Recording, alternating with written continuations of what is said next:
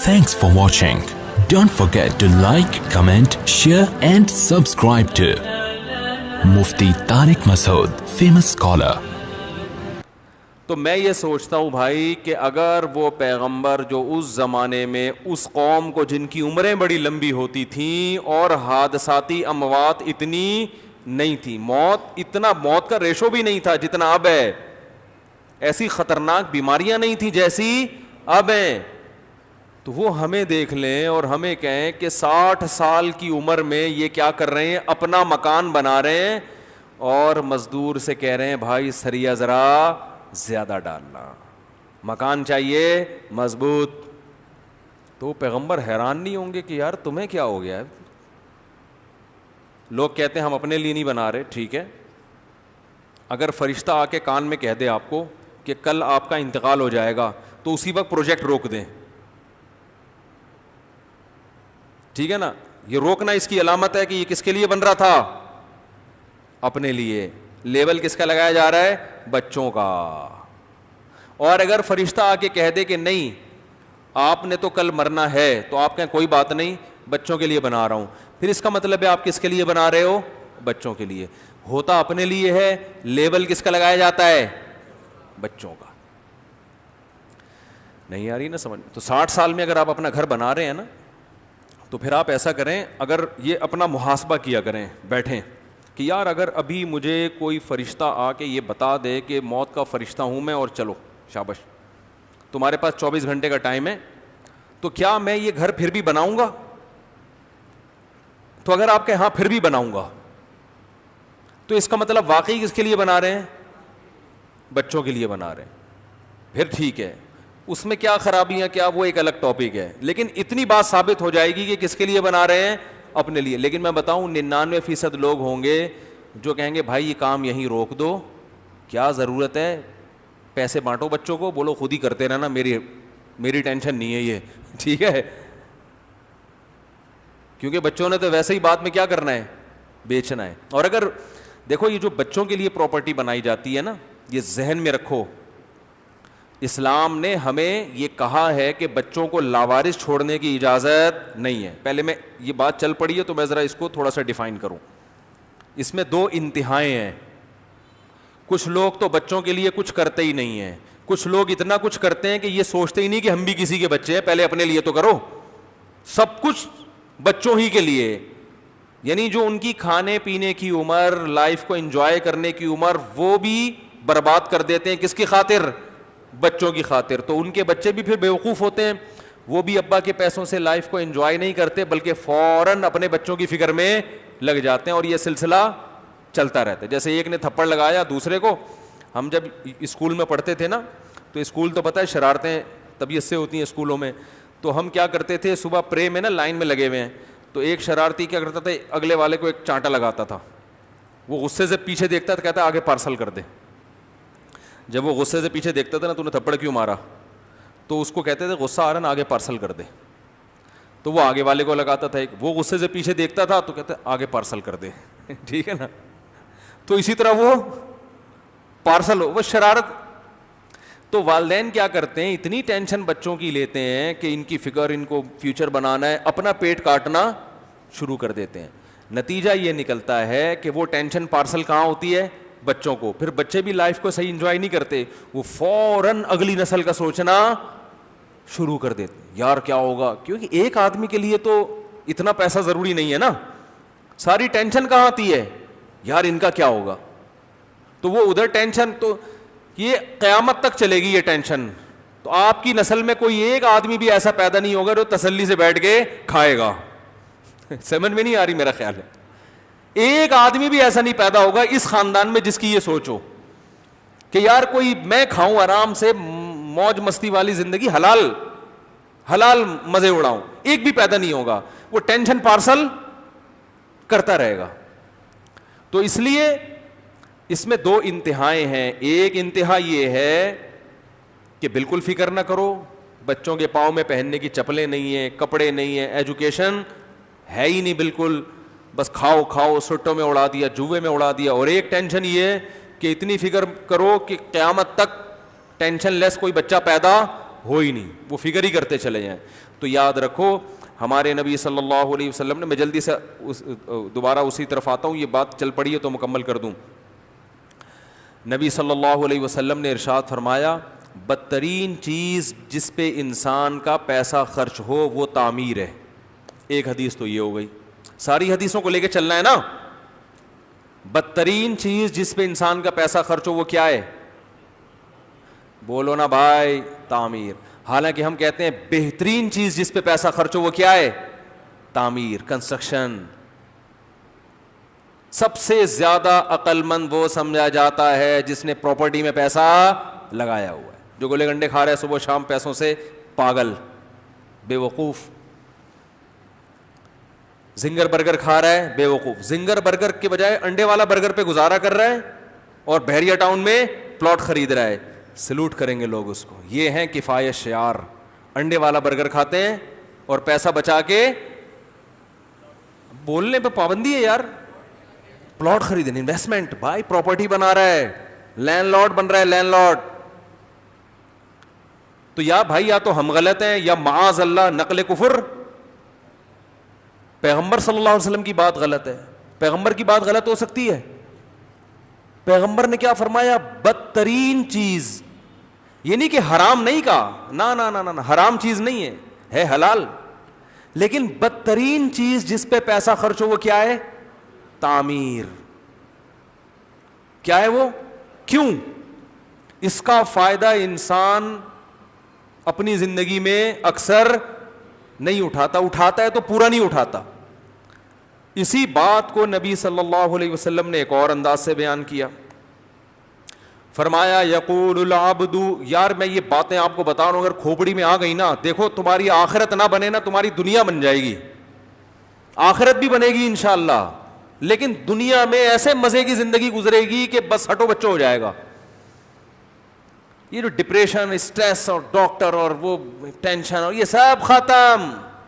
اصل میں دنیا کو مسافر خانہ مانتے ہیں, سمجھنے کے لیے تیار نہیں ہے. لہذا ٹینشن میں, عمل سے ثابت کرو میں دنیا کو مسافر خانہ مانتا ہوں, میں مانتا ہوں کہ سفر میں ہوں, رہنے کی جگہ نہیں ہے. پریکٹیکلی یہ کر کے دکھاؤ, پھر اللہ آپ کو سکون بھی دے گا, پھر زندگی میں مزے بھی ہوں گے. ایک چیز سفر ہے, اسی کو وطن بنا لیا تو ٹینشن میں آؤ گے کہ نہیں آؤ گے؟ W11 میں جا رہے ہو اور انہی سیٹوں سے دل لگا لیا, انہی جھالروں سے دل لگا لیا, یار کیسی چمک چھلوں کی طرح W11 چمک رہی ہے, وہ چمکتی بہت زبردست ہے, اور یار یہ کیا زبردست, تو بس اب میں تو اتروں گا ہی نہیں, میرا یار میں تو یہ سیٹ اب رینٹ پہ لے رہا ہوں, یہ میں سیٹ خرید رہا ہوں. تو پاگل پنے والی بات ہے نا, نیچر سے ہٹ گیا کہ نہیں ہٹ گیا؟ تو بھائی چاہے وہ کیسا ہی ہو, تو کتنا ہی خوبصورت ہو, سفر سے دل کبھی بھی نہیں لگایا جاتا. دل لگانے کی جگہ نہیں ہے, اتنا لگاؤ جتنا رہنا ہے بس. اللہ نے یہ بھی نہیں کہا کہ نفرت کرو, اتنا لگاؤ جتنا رہنا ہے. جیسے ٹرین میں کسی سے دوستی ہو گئی, ٹائم پاس, اتنی دوستی جتنا ٹرین میں یہ آپ کے ساتھ, اس نے ملتان اسٹیشن پہ اترنا ہے, آپ نے پشاور جانا ہے, ملتان تک کی دوستی بس. صحیح ہے نا؟ تھوڑا سا آؤ بھائی کیا حال ہے, کیا کرتے ہیں, سب سیٹ ہے نا, آپ ملتان رہتے ہیں ماشاءاللہ, کیا کرتے ہیں وہاں پہ, تھوڑا ٹائم پاس اچھا ہو جائے, بالکل ہی بور بیٹھے رہیں گے, سفر نہیں گزرے گا. اب ملتان آ گیا, وہ اتر رہا ہے, آپ کے ٹھیک ہے بھائی, افسوس تو ہو رہا ہے, ظاہر ہے تھوڑا بہت تو ہر انسان کسی سے دوستی ہوتی ہے, محبت ہو جاتی ہے, افسوس ہوا یار آپ بڑے اچھا ہمارا ٹائم گزرا, نائس ٹو میٹ یو, ٹھیک ہے نا. اور وہ جواب میں کہا ہے nice to meet you too. تھوڑا سا انگلش ماری, تھوڑا سا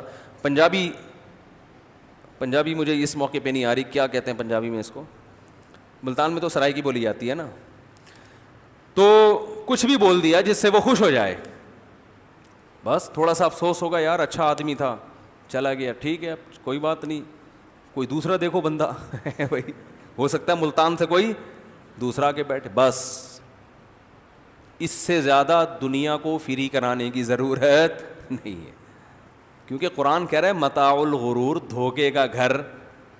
یہ جتنے لوگ مر مر کے قبروں میں گئے ہیں, ان سب کو دنیا نے دھوکہ دیا کہ نہیں دیا؟ مجھے ایک بات بتاؤ.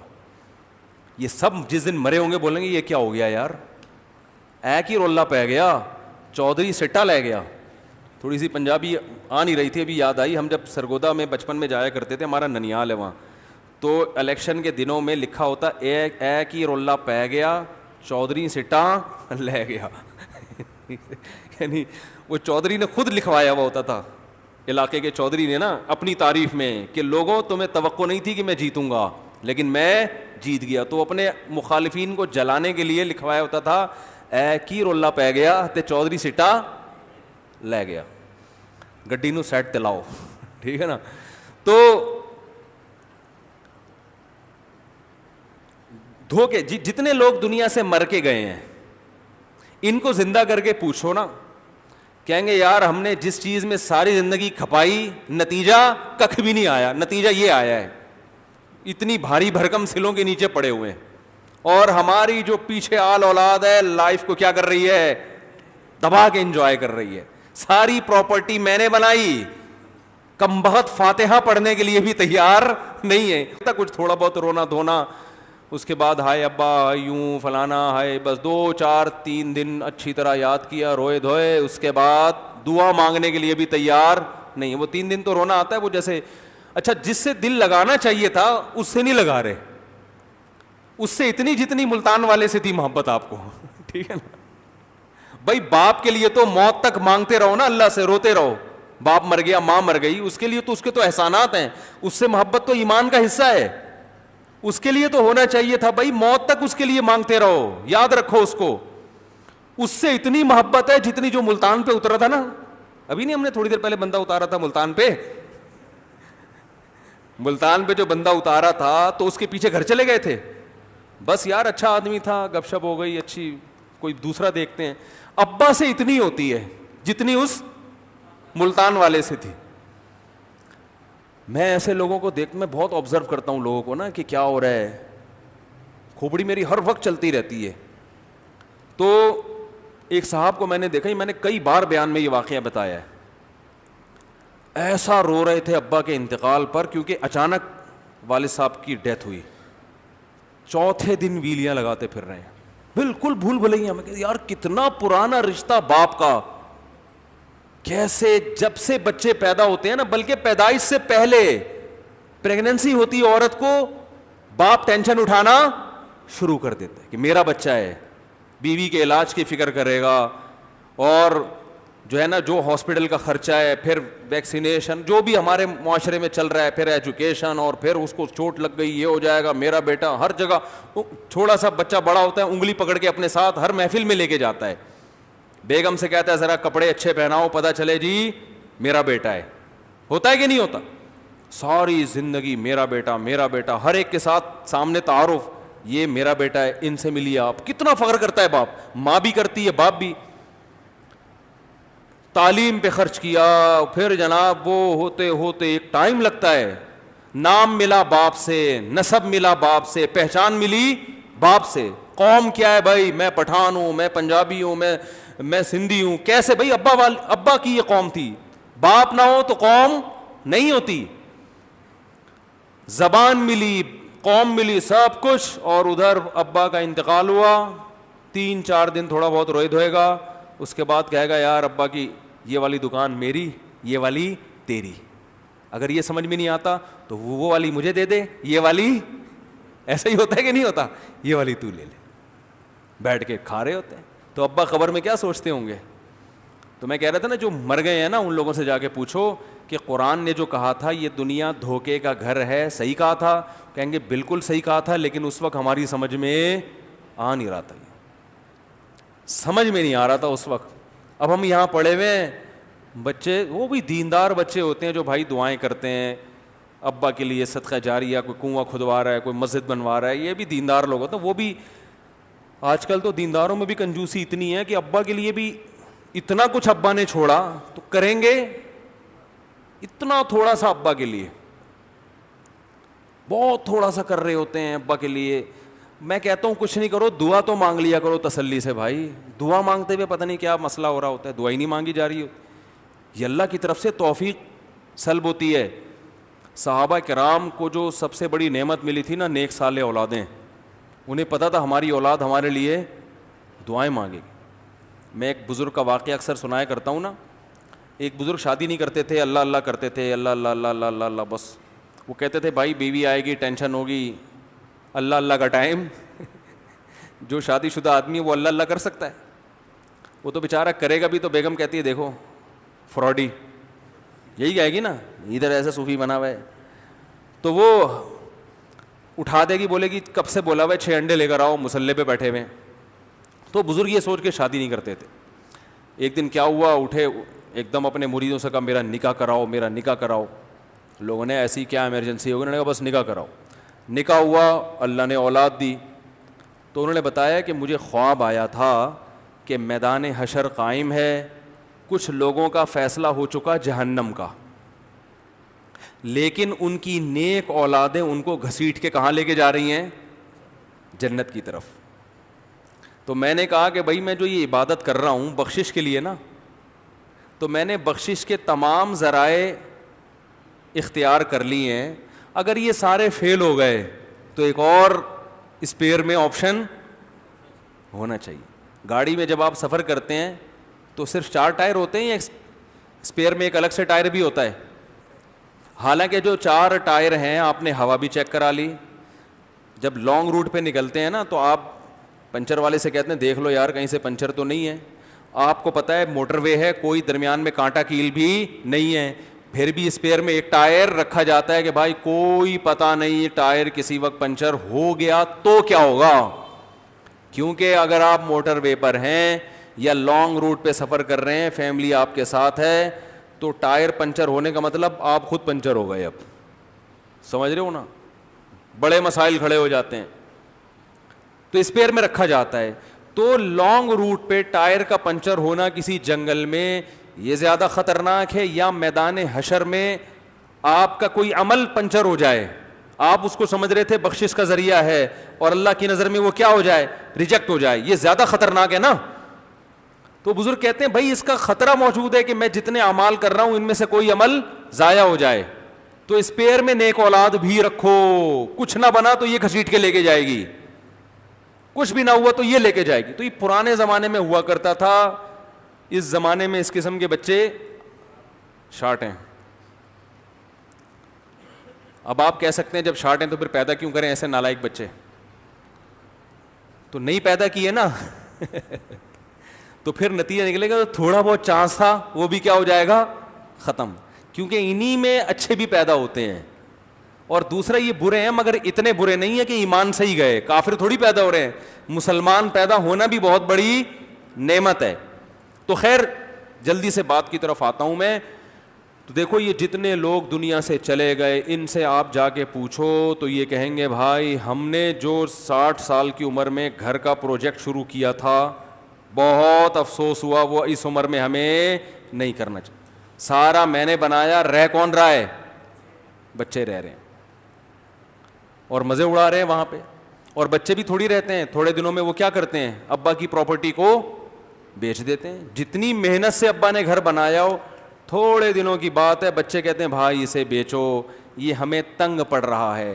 ابا غریب علاقے میں رہتے تھے, دنیا ڈیفنس کی طرف جا رہی ہے, کیا یار اب ابا تو چلو پرانے زمانے کے آدمی تھے, اب یہ کہ ابا کے گاؤں میں پڑے رہے ہم یا وہ چھوٹے کچے علاقوں میں پڑے رہے, یار اب تھوڑا ترقی کرو آگے نکلو. ابا کا گھر بھی گیا اور ابا بھی گئے, ٹھیک ہے نا.